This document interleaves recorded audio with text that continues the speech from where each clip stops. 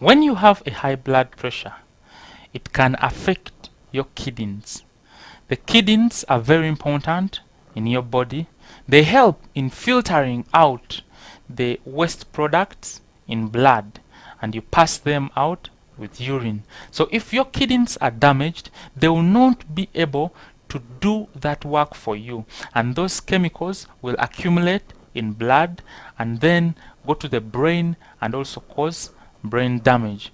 It will also result into accumulation of water within your body, and those are people you find with swollen legs, distended abdomen, swollen face, and not able to do a lot of work. When your kidneys are diseased, even the amount of blood in your body will reduce because they participate in the process of blood formation.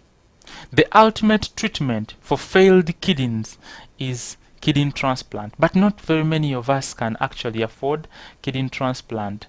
Before kidney transplant, there is what we call dialysis, where your blood is removed, taken through a machine, cleaned, and pushed back in your body.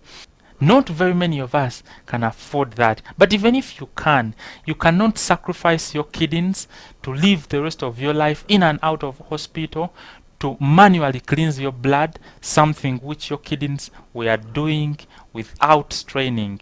Let's all make it a point to go and get our blood pressures measured. If the blood pressure is high, you'll be advised accordingly. And if it is found normal, you will still be advised accordingly. Remember, you have one life to live. Oh yes, one life to live. Mwanguzi Shadrach, Health Touch Uganda.